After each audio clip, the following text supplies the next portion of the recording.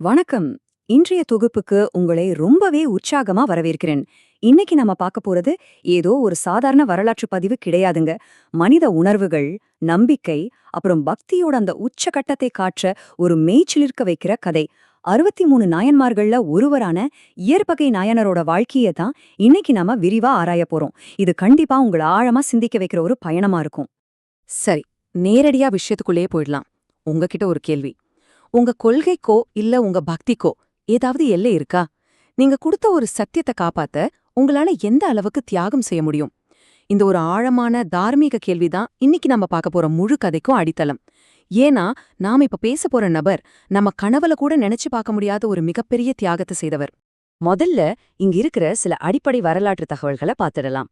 இயற்பகை நாயனார் காவிரி பூன்பட்டினம்ங்கிற புகழ்பெற்ற நகரத்துல பிறந்தவர். வணிக குலத்தை சேர்ந்த இவர் பெரிய செல்வந்தரா வாழ்ந்திருக்காரு. இந்த அடிப்படையான விஷயங்களை மட்டும் மனசுல வச்சுக்கோங்க. ஏன்னா நம்ம முழு கவனமும் அவருடைய வாழ்க்கையில நடந்த அந்த ஒரு நம்ப முடியாத சம்பவத்து மேலதான் இருக்க போகுது. இப்போ இவருடைய வாழ்க்கையில ரொம்பவே சுவாரஸ்யமான விஷயம் என்ன தெரியுமா? இல்லையே எனாத இயற்பகை அப்படிங்கிற இந்த புகழ் பெற்ற சொற்றொடர் தான். சிவனடியார் எந்த உருவத்துல வந்து எதை கேட்டாலும் அதை இல்லைன்னு சொல்லாம உடனே கொடுக்கிற ஒரு தீவிரமான விரதம். இந்த ஒரு முறிக்க முடியாத கொள்கை தான் இவருடைய மொத்த வாழ்க்கை பயணத்துக்கும், சொல்லப்போனா இந்த மாபெரும் ஹீரோவோட பயணத்துக்கே ஆணிவேரா அமைஞ்சது. ஒரு மனுஷனோட கொள்கை எந்த அளவுக்கு உறுதியானதுன்னு சோதிக்க ஒரு தருணம் வரும் இல்லையா? அந்த தருணம் நாயனாருக்கும் வந்துச்சு. அவரோட பெருமைய உலகத்துக்கு காட்ட சிவபெருமானே ஒரு திருவிளையாடல நடத்த முடிவு செஞ்சாரு. உடம்பு முழுக்க திருநீரு பூசி ஒரு வேதியர் கோலத்துல, அதாவது ஒரு துறவி மாதிரி இயற்பகையாரோட வீட்டுக்கு வராரு. நாயனாரும் எந்த சந்தேகமும் இல்லாம அவரை ரொம்ப அன்பா வரவேற்கிறாரு. வந்த அந்த முனிவர் நாயனார பார்த்து ரொம்பவே புதிரான ஒரு நிபந்தனையை விதிக்கிறாரு. நான் ஒரு பொருளை விரும்பி வந்திருக்கேன், அதை தர சம்மதிச்சா மட்டும்தான் அது என்னன்னு சொல்லுவேன் அப்படின்னு சொல்றாரு. நாயனாருக்கு இதுல துளி கூட தயக்கமே இல்லைங்க.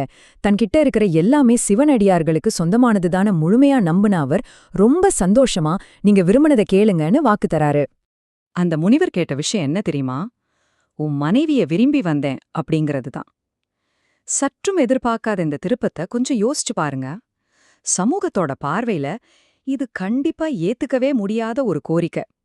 மனிதர்களோட உலகியல் பற்று, உறவுகள் மேல இருக்கிற பாசம், இதோட முழுமையான எல்லையை சோதிக்கிறதுக்காகவே கேட்கப்பட்ட ஒரு மிக கடுமையான கேள்வி இது. இது எதை மிக அற்புதமா உணர்த்துதுன்னா, இயற்பகையாரோட அசைக்க முடியாத பக்தியத்தான். சாதாரணமா நாம அந்த இடத்துல இருந்திருந்தா கோபத்தோட உச்சிக்கே போயிருப்போம். ஆனா பாருங்க, நாயனார் முன்ன விட ரொம்ப சந்தோஷப்பட்டாரு. சிவனடியார் தங்கிட்ட இருக்கிற ஒரு பொருளையே கேட்டது தன்னோட பாக்கியம்னு நினைச்சு ஓடி போய் தன் மனைவிய பார்த்து, பெண்ணே, இன்னைக்கு உன்னை இந்த மேத்தவருக்கு நான் கொடுத்துட்டேன் அப்படின்னு ஒரு நொடி கூட தயங்காம சொல்றாரு. கணவரோட இந்த வார்த்தைகளை கேட்ட அந்த மனைவியார் ஆரம்பத்துல கொஞ்சம் திகச்சாலும் உடனே தெளிவடைறாங்க. என் உயிருக்கு சமமான கணவரே, நீங்க இட்ட கட்டளை இதுவானா, அதை சேரத தவிர எனக்கு வேற உரிமை இருக்கா அப்படின்னு கேட்டு தன் கணவரையும் அந்த முனிவரையும் வணங்குறாங்க. தன் கணவரோட விரதத்துக்காக அவங்க எந்த அளவுக்கு தன்னை முழுமையா அர்ப்பணிச்சிருக்காங்கங்கிறத இது காட்டுது. இப்போ கதை ஒரு புது கட்டத்தை எட்டுது. முனிவர், இந்த ஊர் மக்களும் உன்னோட சுற்றத்தாரும் என்னை தனியா போக விட மாட்டாங்க, அதனால நீ எனக்கு பாதுகாப்பா வரணும் அப்படின்னு பயந்து போய் கேக்குறாரு. உடனே நாயனாரும் வாளையும் கெடையத்தையும் எடுத்துக்கிட்டு எந்த போரையும் சந்திக்க தயாரான நிலையில அவங்களுக்கு பாதுகாப்பா நடக்க ஆரம்பிக்கிறாரு. எதிர்பார்த்த மாதிரியே ஊருக்குள்ள எதிர்ப்பு மிகப்பெரிய அளவுல வெடிக்குது. விஷயத்த கேள்விப்பட்ட நாயனார் அப்புறம் அவர் மனைவியோட உறவினர்கள் ரொம்ப கோபமா ஆயுதங்களை எடுத்துக்கிட்டு அவங்கள சுற்றி வளைக்கிறாங்க. இந்த நற்குலத்துல பிறந்த பெண்ண விட்டுட்டு போ அப்படின்னு கத்துறாங்க. ஏன்னா இயற்பகையாரோட இந்த உச்சக்கட்ட பக்திய சாதாரண உலகத்து உறவுகளோட பிணைக்கப்பட்ட அவங்களால கொஞ்சம் கூட புரிஞ்சிக்கவே முடியல. இந்த தீவிரமான மோதல் எப்படி படிப்படியா வெடிக்குதுன்னு பாருங்க. உறவினர்கள் 3 பேரையும் சூழ்ந்துகிட்டு அந்த துறவிய தாக்க வராங்க.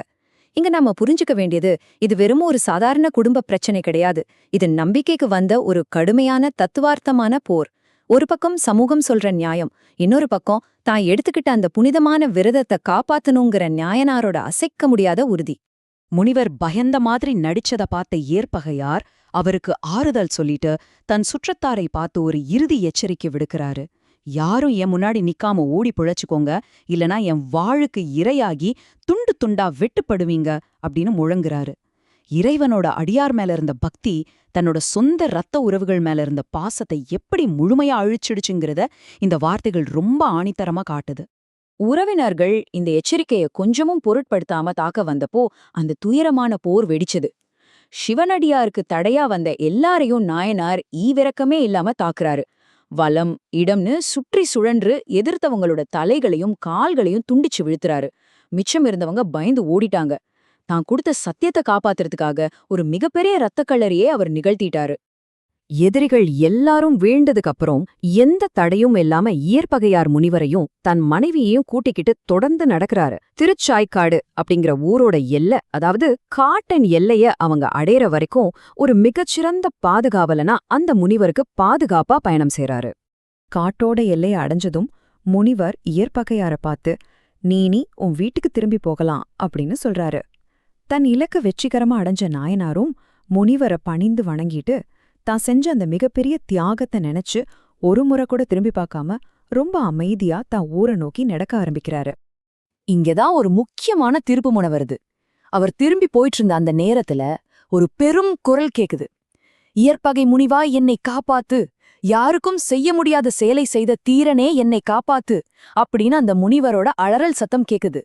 யாரா மறுபடியும் முனிவரை தாக்க வந்துட்டாங்கன்னு நினைச்ச நாயனார் இதோ வந்துட்டேன்னு சொல்லிக்கிட்டே வாழை உருவிக்கிட்டு மின்னல் வேகத்துல திரும்பி ஓடுறாரு. ஆனா அங்க அவர் கண்ட காட்சி முற்றிலுமா வேறொன்று. அந்த இடத்துல துறவிய காணோம். அவர் மனைவி மட்டும்தான் அங்க நின்னுட்டு இருக்காங்க. வானத்தை பார்த்த நாயனார் அப்படியே மெய் சிலிர்த்து போயிட்டாரு.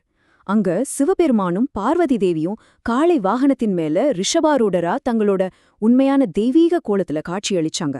நடந்த அத்தனையும் இறைவன் நடத்திய திருவிளையாடல் தான் அப்படிங்கறத நாயனார் அப்போதான் உணர்றாரு. தரை மட்டமா விழுந்து வணங்கின நாயனார பார்த்து, இறைவன் உன்னுடைய குற்றமற்ற அன்பை கண்டு மகிழ்ந்தோம், நீயும் உன் மனைவியும் நம்மோடு சிவலோகம் வருவீர்களாக அப்படின்னு அருள் புரிஞ்சார்.